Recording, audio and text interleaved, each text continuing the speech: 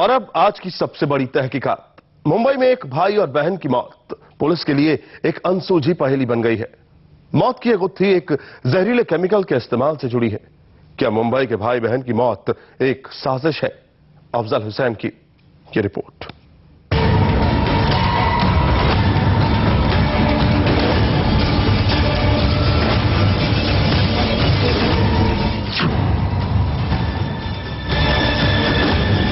मुंबई में 28 दिन से एक भाई की मौत पहेली बनी है।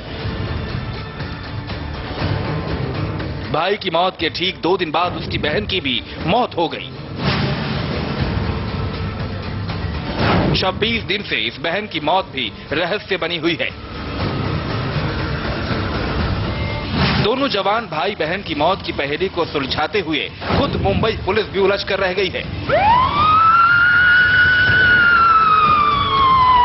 पुलिस की समझ में नहीं आ रहा कि आखिर 2 मौत का राज क्या है। पुलिस कहती है कि 25 साल के रमीज चौगुले की मौत 27 साल की उसकी बहन रेहाब चौगुले के सामने हुई। लेकिन रमीज की मौत के 2 दिन बाद रेहाब ने भी मुंबई के क्रिटिक केयर अस्पताल में दम तोड़ दिया। रेहाब बिल्कुल ठीक थी, लेकिन भाई की मौत के 2 दिनों में ऐसा क्या हुआ कि ये बहन भी मौत के आगोश में चली गई। 25 साल का रमीज चौगुले होम्योपैथी का डॉक्टर था, जबकि उसकी बहन भी काफी पढ़ी लिखी थी और एक ब्लॉगर के तौर पर काम कर रही थी। दोनों मुंबई के वर्सोवा में पंचधारा सोसाइटी के इसी फ्लैट में रहते थे। दोनों के माता पिता असलम चौगुले और नेहा चौगुले का मस्कट में बिजनेस है और दोनों वहीं रहते हैं। बीच बीच में वो बच्चों से मिलने मुंबई आते रहते हैं। अब सुनिए कैसे दोनों भाई बहनों की मौत हुई। रमीज और रेहाब दोनों घर पर ही थे। इनकी मां नेहा चौगुले 2 दिन पहले मस्कट से मुंबई आई थी, लेकिन वो घर पर मौजूद नहीं थी। रात करीब 8 बजे अचानक रमीज की तबीयत बिगड़ने लगी। वो बेहोशी की हालत में जाने लगा। आनन फानन में रेहाब उसे अस्पताल लेकर भागी, लेकिन रात 10:30 बजे रमीज ने मुंबई के कोकिलाबेन अस्पताल में दम तोड़ दिया। इसी दिन अचानक रेहाब की तबीयत भी बिगड़ने लगी। रेहाब की मां ने उसे मुंबई के क्रिटिक केयर अस्पताल में भर्ती कराया, लेकिन इलाज के दौरान रेहाब की भी मौत हो गई। रमीज की मौत पुलिस को एक हादसा लगी, लेकिन बहन रेहाब की मौत होते ही पुलिस को शक हो गया। शक के आधार पर तफ्तीश शुरू हुई तो पता चला कि रमीज के पंचधारा सोसाइटी के इस फ्लैट में पेस्ट कंट्रोल कराया गया, जिसमें एक जहरीले केमिकल का इस्तेमाल हुआ था। उसमें पहले पुलिस ने एक्सीडेंटल डेथ का केस रजिस्टर किया था अंडर 174 CRPC। फिर इन्वेस्टिगेशन के बाद ये उभर के सामने आया कि वहाँ जो पेस्ट कंट्रोल किया गया था वो रूम में, और वो रूम में एल्यूमिनियम फॉस्फेट के टैबलेट्स यूज की। पोस्टमार्टम रिपोर्ट में भी रमीज और रेहाब की मौत दम घुटने की वजह से बताई गई। रेहाब के पेट से लिए गए सैंपल्स में भी एल्युमिनियम फॉस्फेट मिला। जब क्रिटिक केयर में रेहाब चौगुले का फर्स्ट एड हुआ, ट्रीटमेंट हुआ, वहाँ ये डॉक्टर्स ने उसका स्टमक वॉश लिया था और स्टमक वॉश हमने केमिकल एनालाइजर को भेजा था। तो स्टमक वॉश में ये सामने आया कि वहाँ एल्यूमिनियम फॉस्फेट के कुछ आउंस मिले हैं और उसका जो कॉज ऑफ डेथ है उसमें भी ऑक्सीजन जो गैस है उसके बाधा से वो उसका डेथ हुआ है, ऐसा आया। अब सवाल ये है कि क्या रमीज और रेहाब की मौत कोई हादसा था या फिर इन दोनों भाई बहन की मौत के पीछे है कोई साजिश।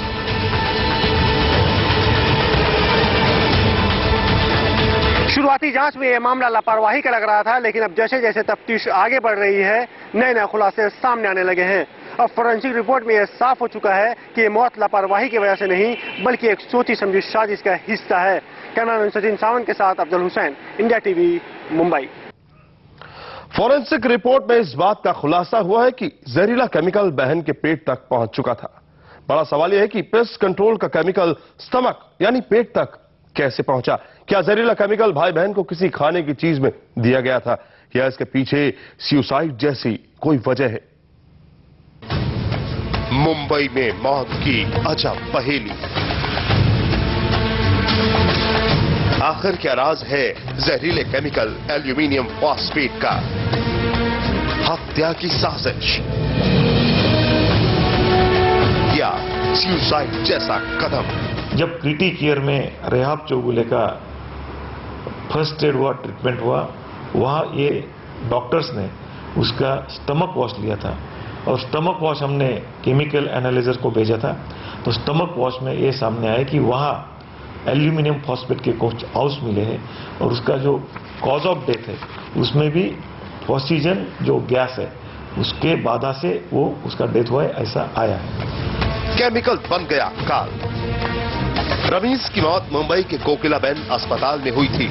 वहां से दी गई पोस्टमार्टम रिपोर्ट में भी रमीज की मौत किसी जहरीले केमिकल की वजह से दम घुटना बताई गई थी। रमीज की मौत के 2 दिन बाद मुंबई के क्रिटिक केयर अस्पताल में रेहाब की मौत हुई। अब इस मामले में आई फॉरेंसिक रिपोर्ट में मौत की वजह एल्यूमिनियम फॉस्फेट ही पाई गई। सवाल है कि क्या रेहाब ने खुद ही ये जहरीला केमिकल खाया था? तो अभी इसमें इन्वेस्टिगेशन की बात यह है कि जो एल्यूमिनियम फॉस्फेट उसके जो शरीर में गया है वो एक्सीडेंटल गया है या सुसाइडल के माध्यम से गया है, मतलब अभी वो हमारा इन्वेस्टिगेशन का काम चल रहा है। पेट में जहर गया कैसे?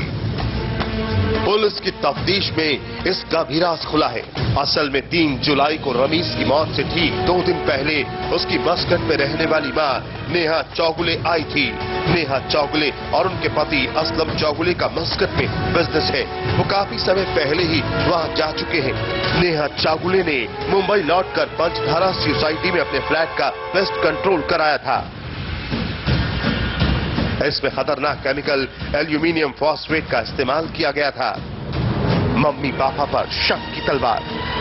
जानकारों के मुताबिक पेस्ट कंट्रोल का असर फेफड़ों से लेकर आंखों तक हो सकता है, मगर उसका पेट में मिलना हैरानी की बात है। इसके साइड इफेक्ट्स हैं तो इनहेलेशन के कारण यानी कि रेस्पिरेटरी ट्रैक्ट सिस्टम यानी कि आपके फेफड़ों में जब वो गैस जाती है तो वहां पे उसके सिम्टम प्रोड्यूस होते हैं। डायरेक्टली ये पेट में नहीं जाता जब तक इसको कंज्यूम न किया जाए। पेस्ट कंट्रोल के इस मामले में अब रमीज और रेहाब के मम्मी पापा की भूमिका भी शक के घेरे में है। मम्मी ने ऐसा क्यों किया? मां पर शक की वजह उसका सिर्फ पेस्ट कंट्रोल के लिए मस्कट से मुंबई आना है। 1 जुलाई को मां मस्कट से मुंबई पहुंची। अगले दिन उसने घर पर पेस्ट कंट्रोल का काम कराया और फिर वो कहीं गायब हो गई। वो तब वापस लौटी जब उसके बेटे और बेटी की मौत हो गई। सवाल यह है कि क्या मां ने ऐसा जानबूझकर किया? पापा पर शक क्यों?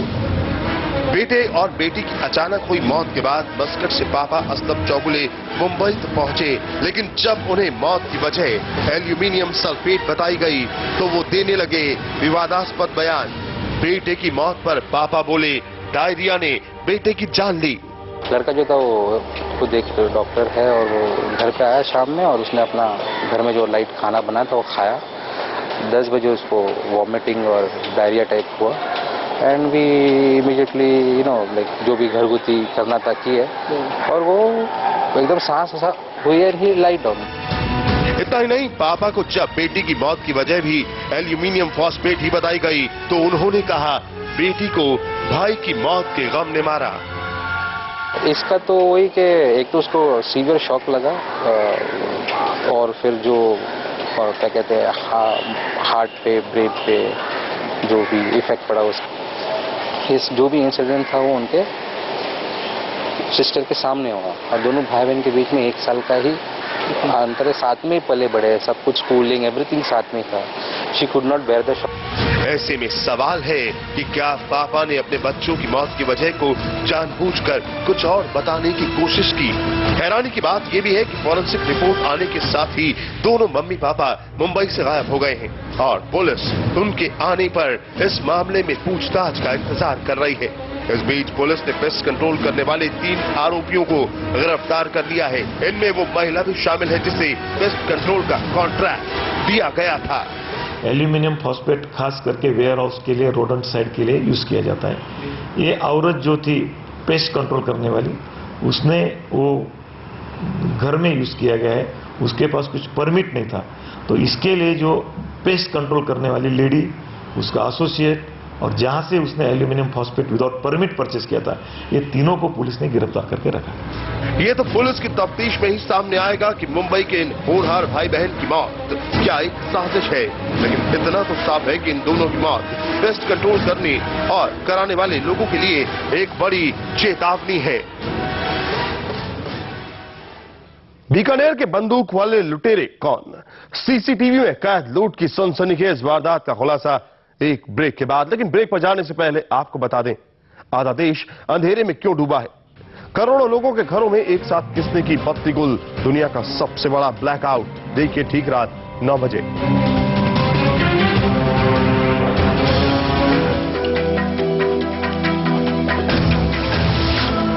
एसीपी अर्जुन के